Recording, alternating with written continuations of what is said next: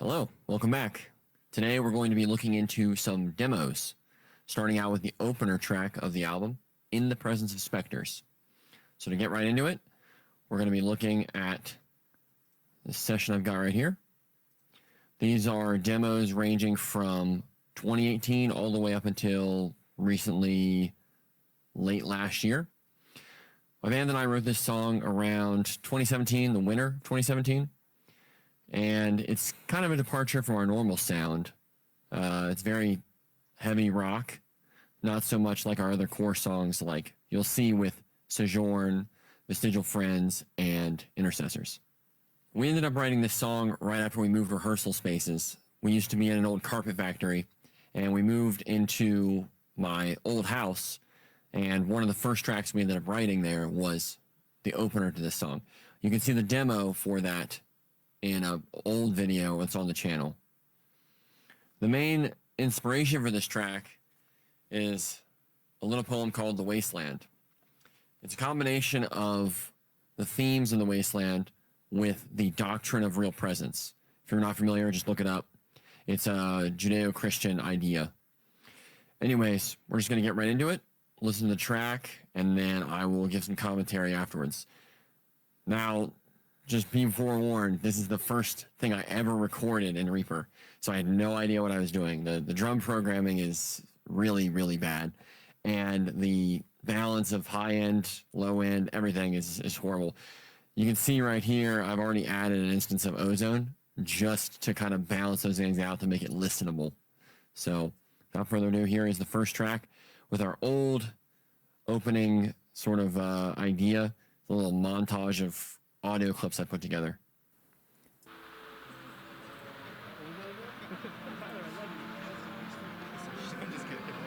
These people are not your friends.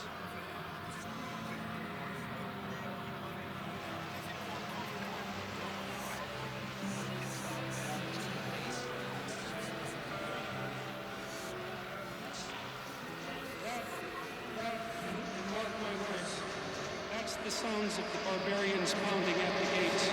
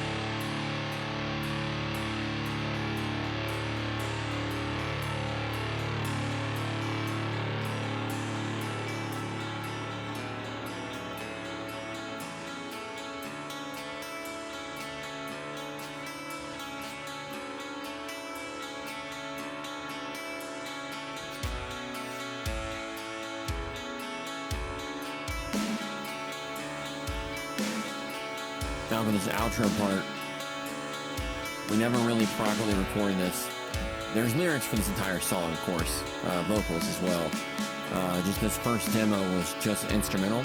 And it was kind of our first pre-production look at how we we're going to approach the song. So, as you can see, this whole second half is sort of this outro, culminating with a repeating line that starts like around here. It kind of goes from a quiet and then builds up.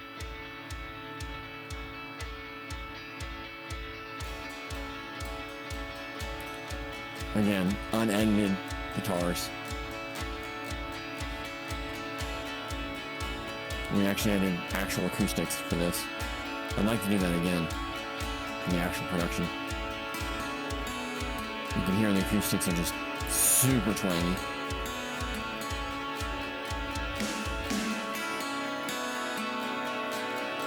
The spirit of the melody is exactly what I want. Just want it to be a lot more polished.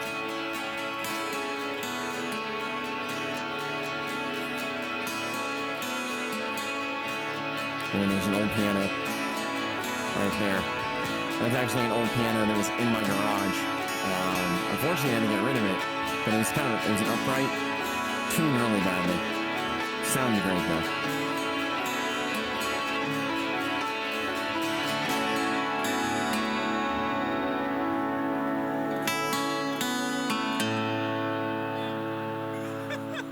Brandon's laugh. So that was demo number 1. We decided to sort of redo the intro. We'll move on to a demo that's a little more modern. We'll look at this one next. So this one I put together around 2019. This is after the band had kind of split ways. We kind of all got different jobs and we kind of moved our own way. This one I don't believe has vocals either. Let me check.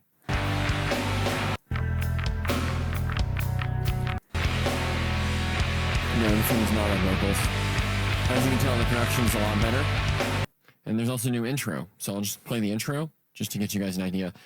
I'm not sure if I want to go with the first intro or if I want to go with this one.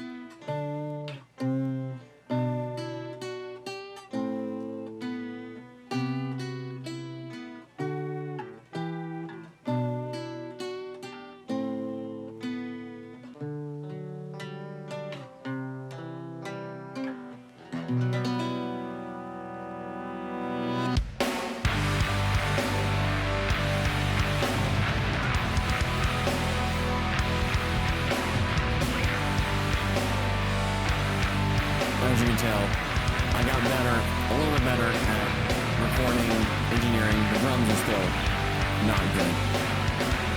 Very mid-rangey, but trying to get that size of the opener.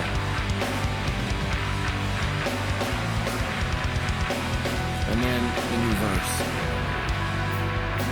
Probably not going to go with this verse, because as you'll see in the next demo, the verse idea changed a lot. But this is more of a smooth kind of verse.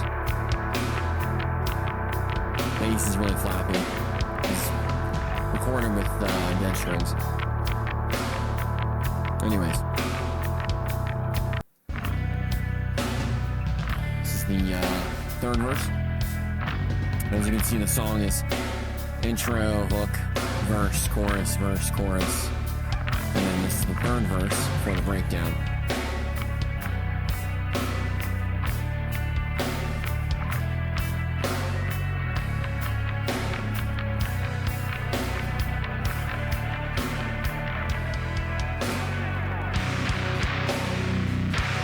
This breakdown doesn't have quite the impact.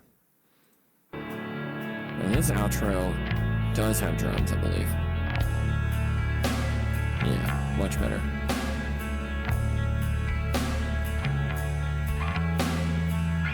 Guitars are nice and spacious. The bass just sounds so bad. It's just way too loud, flappy. Let's see. Yeah, there we go. This one has some more guitars in it. And some melody.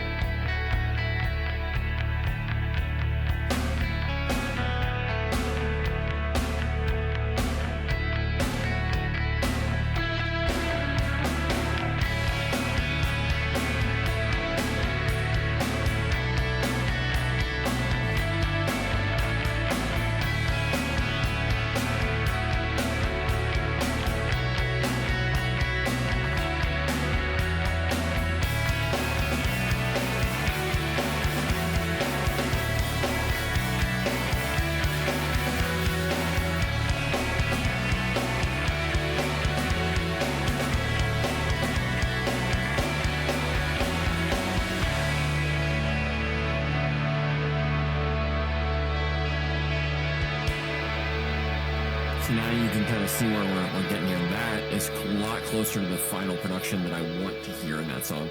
Just, you know, we got to get more compression, edit everything down, get some vocals in there. That's kind of the outro I'm looking for. All right, now let's go to something more modern. So this one was kind of crafted a lot more recently. Same intro, but I believe this one is at a slightly slower tempo. So we'll go ahead and skip right ahead. I also believe this one has vocals, so you can kind of hear the vocals for the first time. Now, mind you, these are scratch vocals for me, and then more skilled vocals from Zach, who eventually will be the one recording all the vocals for this song. Super quiet, and then this is super loud.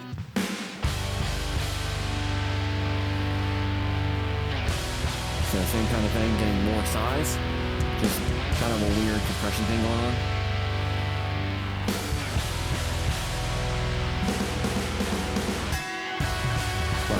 As you can tell, a lot more commercial.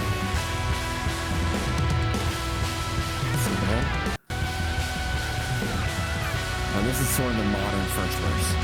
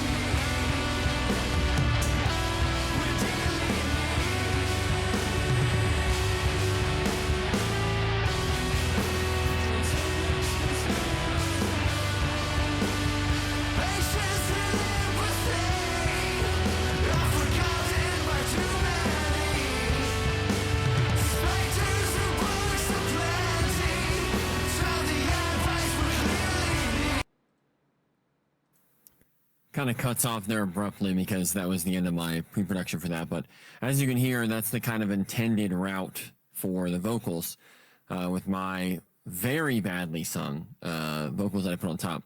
Those were Zach's old vocals from one of our first demos we recorded when I first was trying to record vocals. Honestly, for the lack of knowledge on my end, pretty good takes from him. We were recording in a garage, an untreated garage, so not bad, not bad. So now that you guys have kind of seen the intent, now you're hearing more of the sound we're going for, like the chunkiness. So this is a more recent demo, and this is just instruments. This is no vocals. This is kind of my intended heaviness that I'm going for here. So this is just guitar, bass, and drums, like a pre-production demo from the second verse onwards.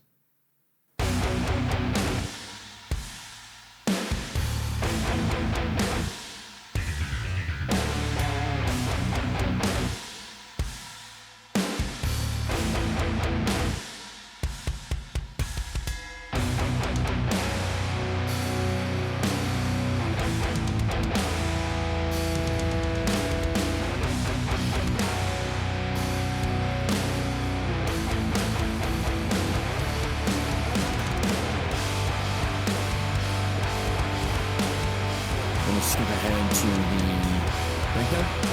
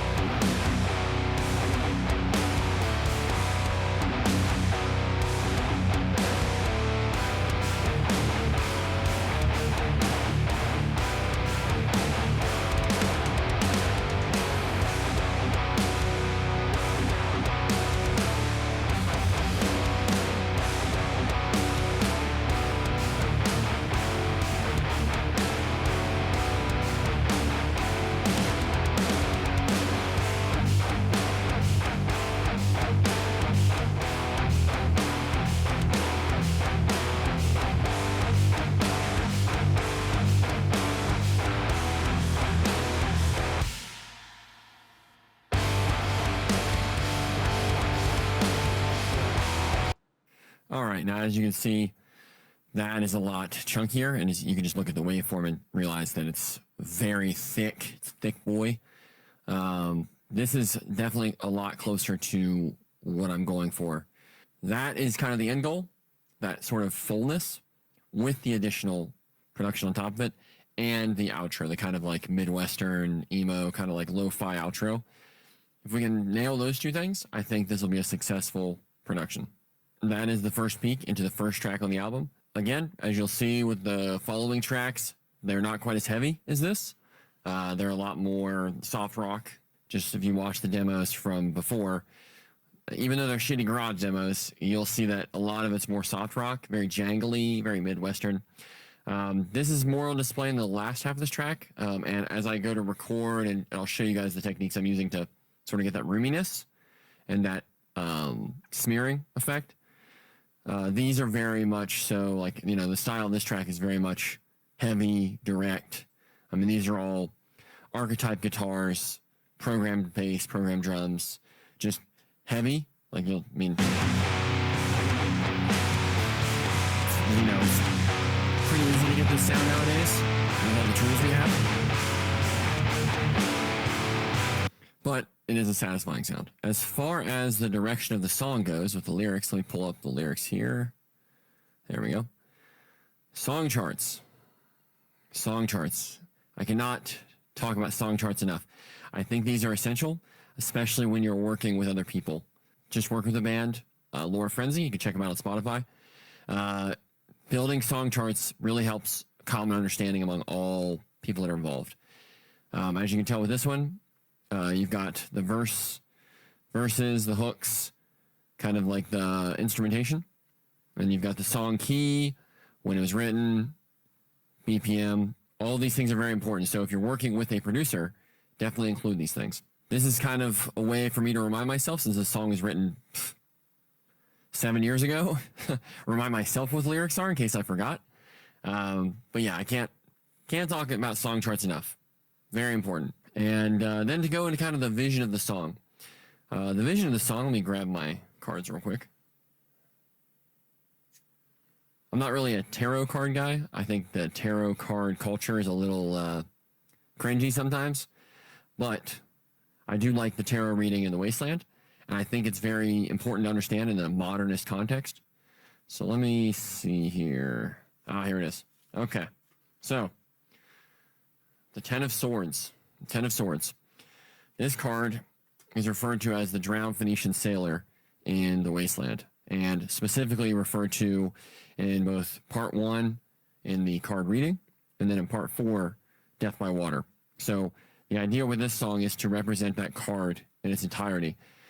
Even so much so to where, we literally have a line referencing the drowned Phoenician sailor, Phlebas, in the breakdown. This song represents the beginning of the journey where one is removed from their sort of stability and they're kind of in a ruined state. And they have to move from this ruined state forward.